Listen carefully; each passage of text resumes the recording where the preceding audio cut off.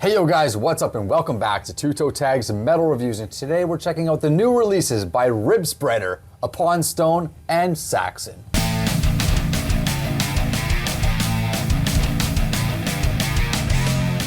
So Saxon's the notable band of the day, and we wanted to obviously put a couple other bands in the video to fill it out a little bit, so we kind of selected a couple at random. Yeah. So Ribspreader was my pick, and Upon Stone was TV Fish's pick, and we didn't really know what to expect from either of these two bands. So I think since I got the floor, we're gonna start with Ribspreader, since that's what I started my day with. How did you feel about Ribspreader? So the album's called Reap Humanity, and I checked it out, obviously, and my first thought, and my consistent thought, was that it sounds like a 6 Feet Under clone.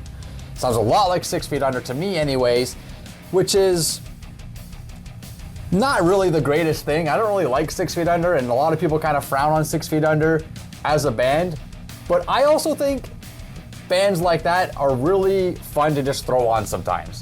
They got good riffs, they're really kind of just that old school death metal, crunchy kind of vibe, so some punchiness to it. So there's a little bit of redeemability there to the fact that an album like this, I can just put on whenever and it'll be fine. I'll just have it in the background, it'll be fine, I'll enjoy it. Okay, that's kind of how I felt about it.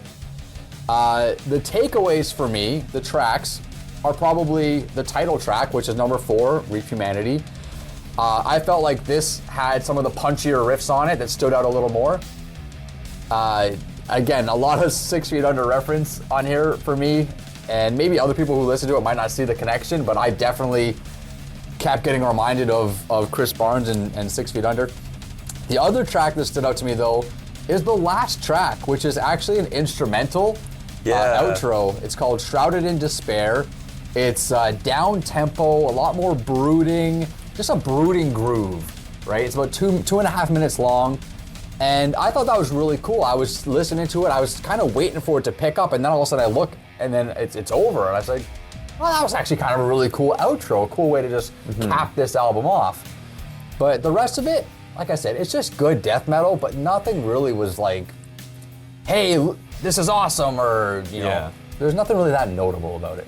Yeah, I can agree about that outro. It was pretty cool, and I thought to myself after hearing it, you know what, this would also work as an intro track. Yeah. Which means it would be effective to put the album on loop that way. Which I did have it on loop, so yeah, it worked. So that's effective, but if we're gonna go back to the start of this album, I thought it was funny that it's like as soon as you click play, you get this sample of this scream. I just thought it's just like jump scare out of nowhere. And the groove that comes right after that I liked, and then it just kind of morphed into like, okay, a basic, death metal, like that's just kind of what it is.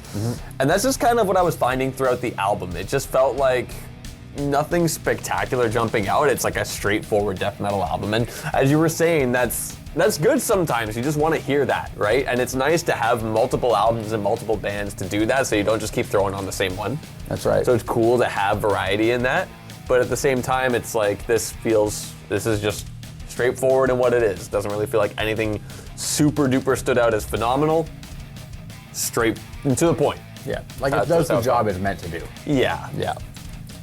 Upon Stone, another band we didn't know about. We had no idea this band even existed. Dead Mother Moon is the name of the album. I'll let you take the floor on this one. Yeah, this is the album that I chose, and I saw that, in the notes for this album it said melodic death metal, so I kind of got a little bit of a picture in my head. Yeah. I was starting to think a little bit of like In Flames, that kind of sound, and as the album started, that's not exactly what we got, and it just kind of like threw me off a little bit, like, oh, okay, what's this? And it kind of, the groove reminded me a little bit more of Cannibal Corpse. To that degree, and I'm thinking, isn't this supposed to be a melodic death metal album? Like, it's not really doing what I thought it would do, but the melodies do start coming in after that. Like, it's not like they lied to you. It's just like, wait a second. And I thought they're neat, but it kind of feels like they're a little bit masked in the mix. Doesn't feel like they're as prominent. Because when you have a melodic death metal band, you're usually going to have that at the absolute forefront. Yeah. This band doesn't do that, which I guess you could consider that as a unique thing. It's like, well, you got this melodic death metal band, but they're kind of mixed like like straightforward death metal. That's, I guess, unique in that regard. My Destiny, A Weapon was a pretty cool song that almost had a black metal vibe to it. Okay. With the blast beat going on in that section. And the quiet ending, I also thought was a nice touch. Thought that was neat. Dusk Sang Fairest has this acoustic guitar near the end, which I liked as well. And I started to find that this album would start to bring out the melodies more and more as it went on. Mm-hmm. Started out in one place and then just expanded as it went, which I thought was neat. And then you get to Paradise Failed, and which is what I was more so expecting the album to sound like. That's more of my expectation. So the fact that it took a while to get there is interesting, you know, like to kind of build up to what I thought it was going to be. Right. I like that the last track, and by last track I mean the last actual track of the album, because there is a cover on this album, there's a bonus track. The Lantern, I love how they just vamp and just keep playing and then fade out. They just jam it out at the end of the album. I think that's a really cool way to end albums, especially when you have a lot of melodic stuff going on. I like that quite a bit. I thought that was neat. And I also think Nocturnalism is a good interlude because it's a good break from the action. Yeah. You know, like you ask what makes an effective interlude, and I think a big part of it is, does it fit? Does it have its place on the album? And I think, you know, with an album like this with, you know, a lot of aggression going on, it's good to have a break.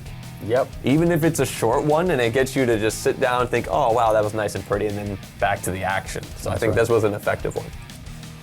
Yeah, I could probably parrot a lot of the things TV Fish just said, to be honest, but I'm not gonna just copy verbatim. I'm just gonna tell you guys what my biggest gripe of this album was, and the thing that's gonna prevent me from enjoying it any further, and that's the vocals. The vocals on this album, for me personally, were just not it.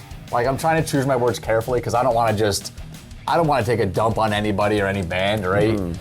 Everybody's got their style, everybody's got their preference. There's people out there that are gonna love this vocal style. I would describe it, at least a portion of it, as screamo, and that's not something that I've ever enjoyed personally. I think instrumentally, the album has some good stuff on it, like TV Fish was mentioning a bunch of things, and I agree with that. One song that you didn't mention was track number 2, Onyx Through the Heart. I thought that was a really cool song instrumentally, but again, the vocals were really just rubbing me the wrong way. It's just too, I don't want to describe it. I'm gonna sound too mean. I just don't, I'll just say I don't like it, and it kind of ruined the experience for me. Paradise Failed actually features Shadows Fall, which is the only feature on the album, and it's kind of, I guess it makes sense, but as soon as the song starts, the opening riff reminded me immediately of something you'd hear from Shadows Fall. So I said, okay, that makes sense. But again, the vocals were kind of like, and then the song overall for me was still kind of just like a meh song. But vocals aside, the biggest disappointment for me was the cover track. That track is? Not that we would count a cover track as a review, but we're not reviewing the album anyway, so it's Dig Up Her Bones from the Misfits, which is one of my all-time favorite songs. It's the only Misfits song I actually like, but I love this song. I've loved it for many, many years. It's one of my favorites. So I was stoked to see it at the end of this album. I said, okay, here we go. This is gonna be the goodness. And it's butchered because of the vocals, unfortunately. Instrumentally, the song's pretty good. It stays pretty true to the original. It's enjoyable, and it makes the song tolerable to listen to, but the vocals just, again, for me, just are not it. And it's funny, because before we started recording this video, we're talking about it, and TV Fish mentioned that they kind of reminded him of Children of Bodom, and I remember thinking, if only this guy sounded a little bit more like Alexi. So like, we both had a kind of a same train of thought process about this album and the vocals. I think maybe like we're both just on the Children of Bodom brain just from reviewing Hatebreeder. Maybe, that could be it. Yeah, we did that like a week ago, but even still, it was it's just got the lasting effect. Bodom brain, yeah. So anyways, I felt like this album overall, similar to Ribspreader, was kind of just like a cookie cutter kind of melodic death metal thing. Nothing really glaring stood out at me. I'm probably not going to recommend this to anybody, but I'm glad I checked it out. Yeah, I didn't feel the same way about the vocals. I kind of felt like they were more so suited for metalcore, which was just another interesting thing to have this death metal album with like metalcore style vocals. So I just thought that was interesting, but there wasn't too much else I really had note of there. So Hell, Fire, and Damnation by Saxon. I'm just gonna say I thought this album was a lot of fun. I enjoyed it. I really liked the way that the prophecy led into the title track, the way that it did. It really set up for it got you amped and hyped as an intro track should, and it felt great. It's a fun listen. They go right together. And that title track is super duper rad. You know, I liked it a lot. I think Biff sounds good, and I really think a lot of the British new wave guys, like, they almost age like wine. Yeah. Like, they might not be able to do exactly what they could do back in the day, but they still sound good and strong these days. You know, and there are some points in this album where he really belts it too, and I like that quite a bit. I love Fire and Steel was another highlight track for me. Opens with a solo, and I think it was a great, like, kind of pickup track after Madame Guillotine being slower.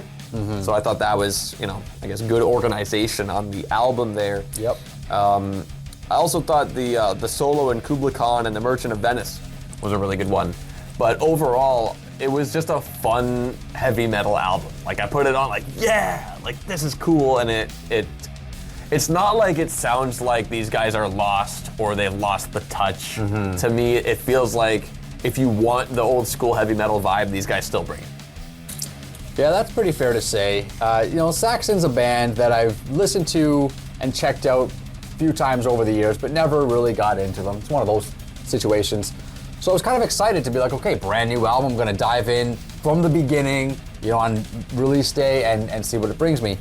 And, you know, I enjoyed it. It was fine, but, you know, I feel like when you have bands that you kind of grew up listening to, it's hard to go back and listen to these older bands and appreciate them the way they're meant to be appreciated, because I'm not familiar with their discography. I'm not familiar with how they used to sound, right? The crispness of Biff's voice, how it might have sounded before. Because to me, he sounds old. Like, he sounds like a guy that's been doing it for 40 years, right? And he has been. So it's like, am I judging it fairly because I didn't know how it was before? Or maybe this is how he's always sounded, and that's what Saxon fans have grown to love.